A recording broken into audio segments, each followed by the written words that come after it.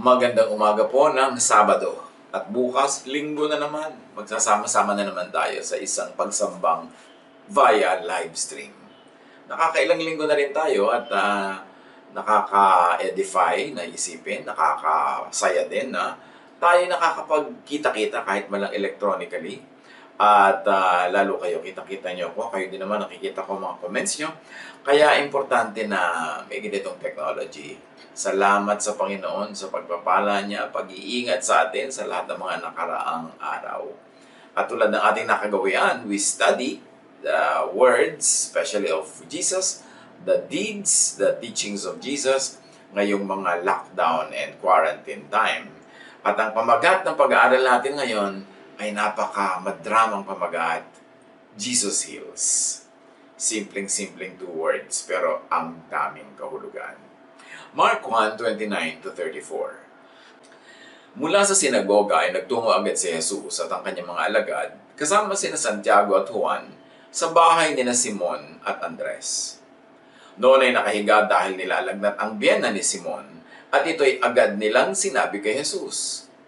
Kaya't nilapitan ni Jesus ang babae, hinawakan ito sa kamay at ibinangon.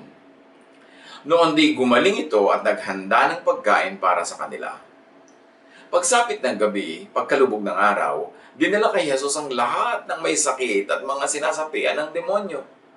Halos lahat ng mga taga roon ay nagkatipon sa harap ng bahay.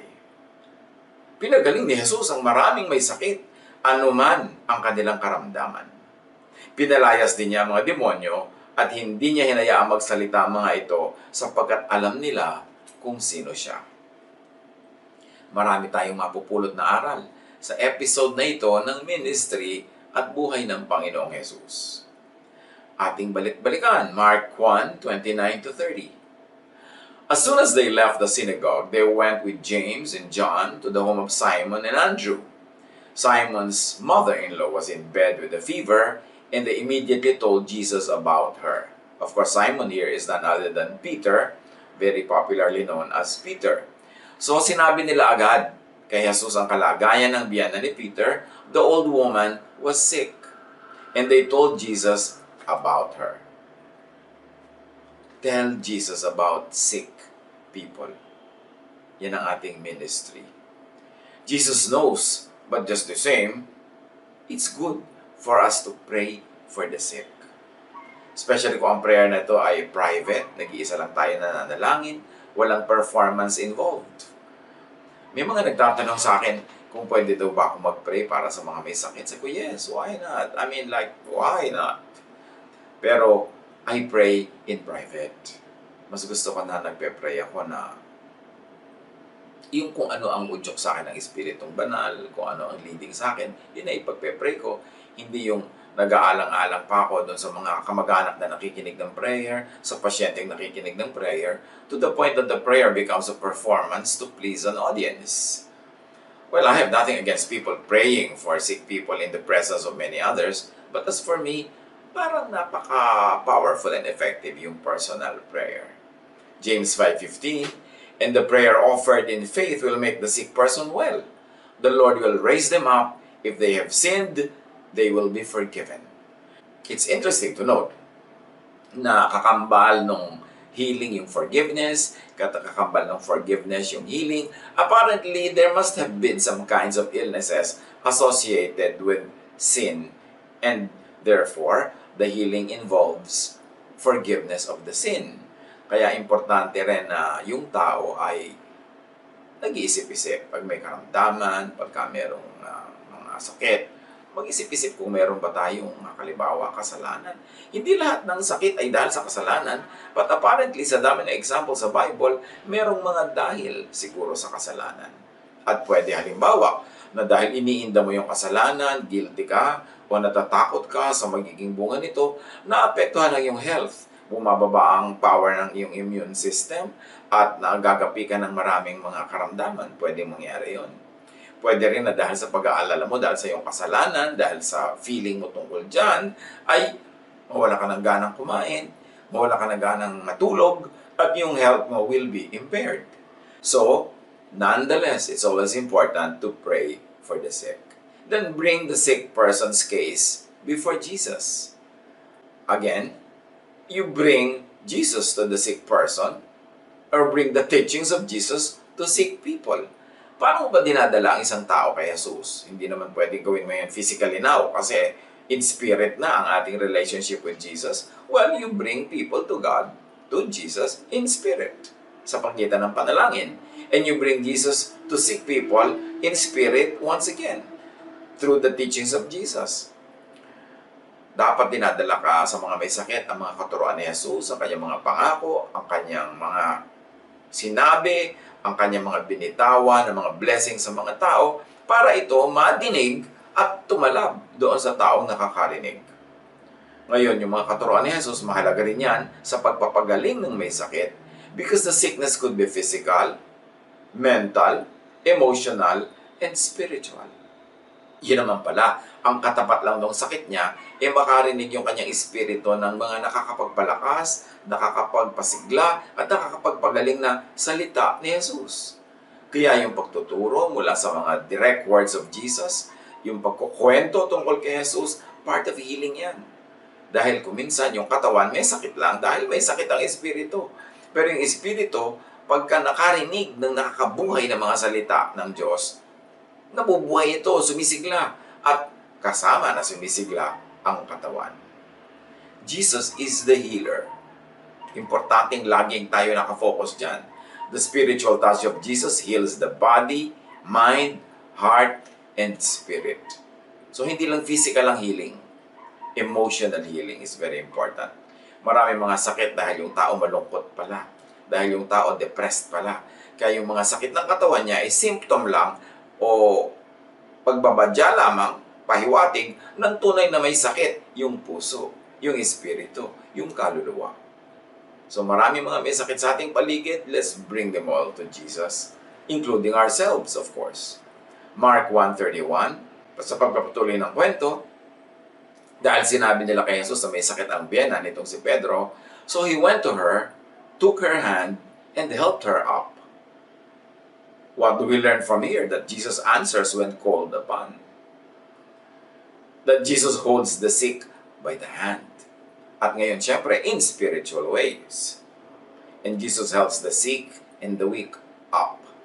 So, pumasok siya, kung nasa silid man yun, o nilapitan niya, kung nasa isang sulok, hinawakan niya sa kamay, at tinulungan niyang bumangon.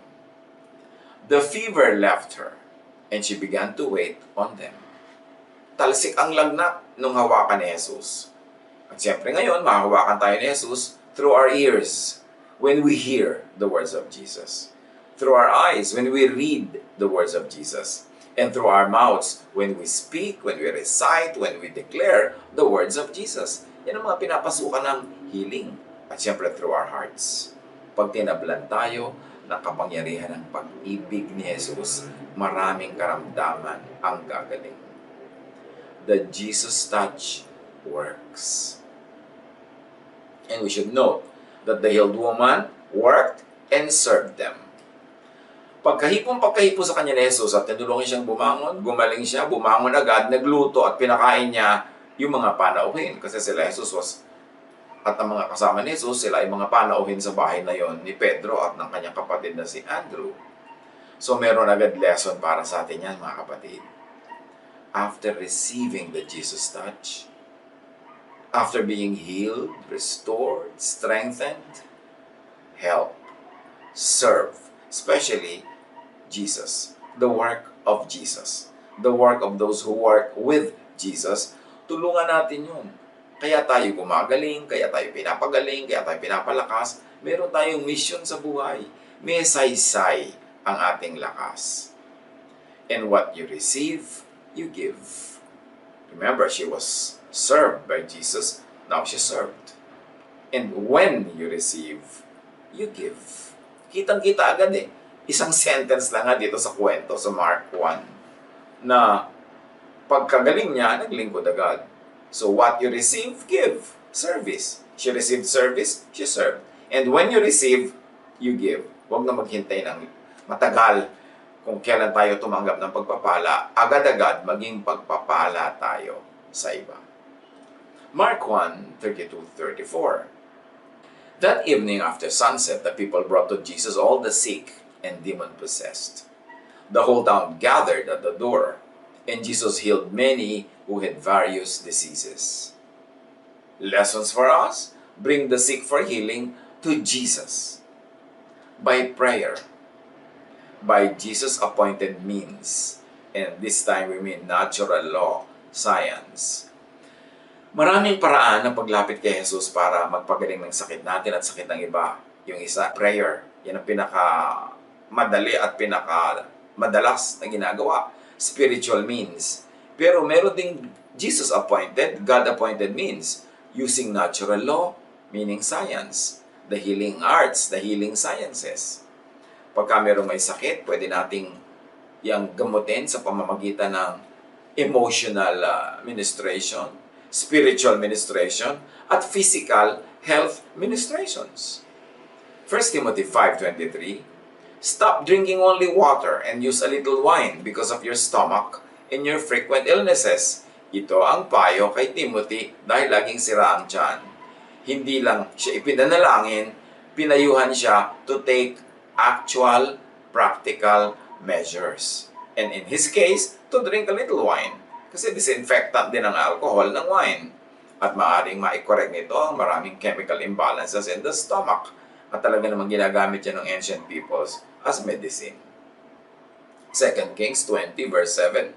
Then Isaiah said, prepare a poultice of figs. They did so and applied it to the boil, and he recovered. Itong hari ay tinaningan na ang buhay, mamamatay na. Nanalangin sa Diyos, dininig ng Diyos, at yung propeta nagpunta sa kanyang mga kasamahan sa bahay, mga katulong ng hari, sabi niya, magdikdik kayo ng figs. At itapal niyo sa kanyang bukol, sa kanyang pigsa, sa kanyang boil. At gumaling na yung hari. So you see, hindi lang panalangin, merong physical means na ginagawa.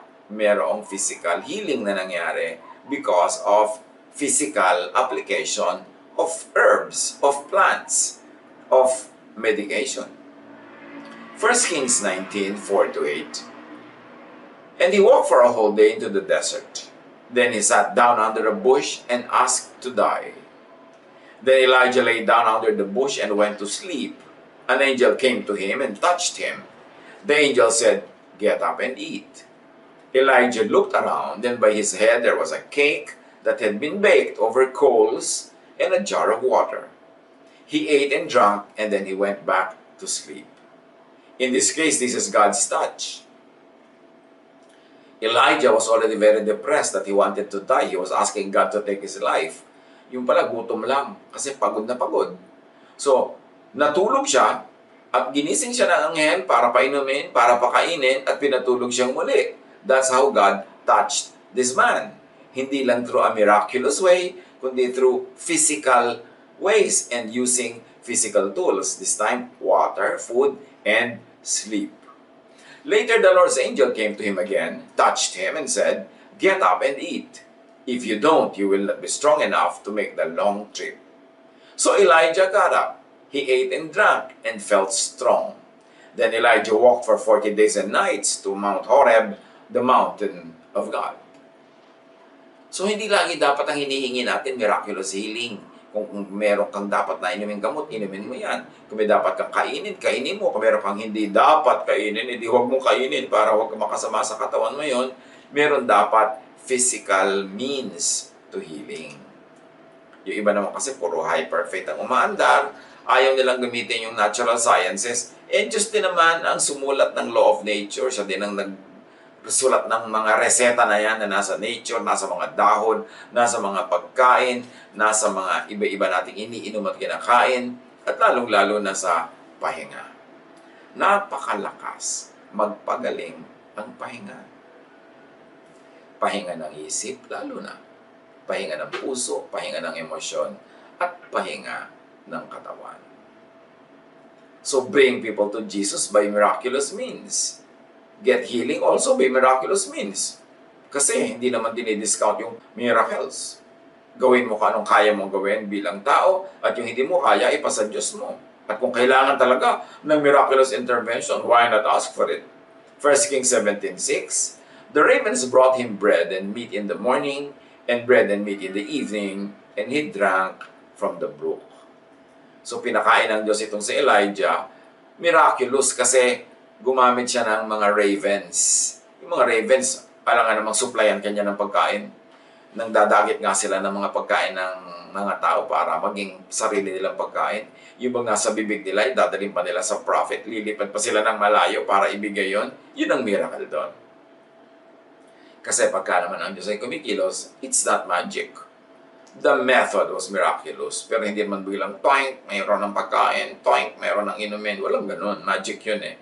Pero sa pamamagitan ng kakaibang paraan, supernatural means, naging miraculous ang dealing ng Diyos sa propetang nagugutom.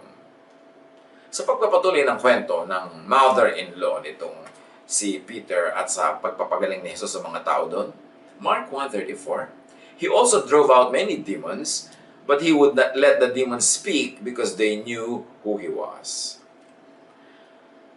Bring the demon disturbed, the demon oppressed to Jesus for spiritual and miraculous healing, and also for scientific healing. By clinical counseling, by psychology, psychiatry, lahat ng mga social sciences, natural sciences, applied sciences, galing din sa Diyos yan. Hindi magkalaban ang science at ang Diyos, ang medicine at ang healing, kasi lahat ng natural properties ng mga nakakapagpagaling na elements dito sa mundo ay Diyos ang may likha. So napakahalaga na magbibigay tayo ng pagkakataon sa tao na gumaling siya. At pag sinasabing demon disturbed, demon oppressed, hindi kailangan laging physical, actual, spiritual demon yung nakakubabaw sa kanya para siya magkaganon. Kumisan yun pala depression, acute depression, loneliness, sadness, intense guilt feelings. Kaya nga si Jesus sa pagpapagaling niya sa mga tao, pinalaya niya tayo sa napakaraming laws of Moses na hindi man masusunod lahat, ang magiging bunga lang sa'yo, guilt. So, by canceling the law, by setting us free from the law, dinawalan tayo dapat ng reason to be guilty, kaya tayo gumagaling, kaya tayo lumalaya, at kaya ang espiritu natin nare-restore. Maraming healing ways si Jesus. Hindi lang yung makikita natin na parang himala, yung kumikilo siya sa pamamagitan ng mga counselors, ng mga therapists, ng mga companions na napapasaya ka, nabibigyan ka ng kaligayahan, napapatawa ka, healing lahat yan. Kasi ang tao hindi lang body, siya ay may spirit, merong soul. So lahat yan miniministeran, lahat yan hinihimas, lahat yan hinahagod in a physical, and emotional, in a spiritual way. At lahat yan can be instruments of healing. Bakit natin pinag-uusapan ng mga ito ngayong mga lockdown at quarantine time? Kasi ang daming may sakit. Maaaring physical, madaling makita yon. Pero maraming may sakit emotional at saka spiritual illness. Mental illness. Na dahil nag-aalala, namumroblema, ninenervyos, maraming mga uncertainties, maraming hindi sure, maraming biglang naiba sa ating mga lifestyle. So, nahihirapan yung iba na mag-adjust, na mag-cope. Kaya dapat tayong maging nurses to each other, therapists to each other. Maging sensitive tayo sa nararamdaman, sa iniisip ng ating kasama sa bahay, ng ating mga hindi kasama pero nakokontak naman natin through many electronic ways. Maging agents tayo of Jesus' healing. Huwag na tayo magdagdag sa pinoproblema nila, huwag na tayo magdagdag sa depression, sa lungkot nila, kundi magdala tayo ng kapahingahan ng isip, kaaliwan ng espiritu, at magdala tayo ng mga salita na nakakapagpakalma, nakakapagtahimik ng loob, at nagbibigay ng pag-asa. Kasi yun naman talaga ang ministry ni Jesus. Jesus heals in many ways. So let the Jesus healing happen by bringing the sick to Jesus, by bringing Jesus to the sick, by spiritual and miraculous ways, and also by natural, scientific ways. Just be practical sa pakikidil sa mga tao. Makiramdam. Paandarin lang natin ang ating common sense. Sa Luke 8:1-3, soon after this, Jesus was going through towns and villages, telling the good news about God's kingdom. His 12 apostles were with him, and so were some women who had been healed of evil spirits and all sorts of diseases. One of the women was Mary Magdalene, who once had 7 demons in her. Joanna, Susanna, and many others had also used what they owned to help Jesus and his disciples. Women played very prominent roles in the ministry of Jesus. Later on lang, nung si Jesus ay umakyat na sa Ama, at yung church ay nakubabawa na naman ang pangunguna ng mga male chauvinists, ng mga sexist peoples who discriminated against women, yung mga babae na lagay na naman sa mga gilid-gilid, sulok-sulok, kusi-kusina. Pero nung panahon ni Jesus sa kanyang ministry, major players ang women. At dito sa ating binasa, itong mga babaeng ito, sumunod sa kanya, tumulong sa kanya, ginamit ang kanilang mga resources para sa ministry ni Jesus. Unang-una na, dahil sila ay pinagaling ni Jesus sa kanilang iba't ibang mga sakit. At meron doon, sabi pa nga, evil spirits. Si Maria Magdalena daw, 7 demonyo ang inalis sa kanya at pinalayas. Now, that can be literal 7 demons, but that could also be symbolic, meaning napakaraming mga inner demons sa kanyang puso, sa kanyang isip, mga takot, guilt, anger, hatred probably, bitterness. Lahat ng mga yan ay inalis ni Jesus. And in this way, Jesus heals by treating the symptoms. Yung may lagnat, nawala yung lagnat, di ba? Yung mga hindi makalakad, nakalakad. Yung mga may galis at may mga kung ano-anong mga ketong, natatanggal. Yung symptom, kitang-kita mo agad natanggal. But Jesus also heals by making the person whole. Yung hindi kita ng mata agad, yung hindi parang magical effect, nakita-kita mong may nagaganap, tumutuwid ang liku-likong buto, nawawala yung mga sugat. Yung hindi ganon, yung napapagaling niya ang emosyon. Ang pagpapagaling ni Jesus, iba-ibang paraan. At yung pinakamalalim, mahalaga, na pwede natin matutunan is by giving people attention, company, personal touch. Yung mga yan nakakapagpagaling ng sakit ng katawan, but more than that, sakit ng isip, sakit ng puso, sakit ng damdamin, ng kaluluwa. Yung papansinin mo ang tao, sasamahan mo, kakausapin mo, ahagurin mo kung minsan, touch on the shoulder, a hug, an embrace, nakakagaling yan. Jesus heals people by giving them forgiveness, restoration, and value. Yung may kasalanan ka, pinatawad ka, nakakapagpagaling yan. Yung binabalik ang broken relationship, binabalik sa dati yung nasira, yung binibigyan ka uli ng privileges, ng pansin, ng attention, kasali ka uli, nakakapagpagaling yan. At bakit natin pinag-uusapan ngayon? We are surrounded by many people who might be sick. Dapat maging agents of Jesus, healing tayo. Jesus heals people by giving them value.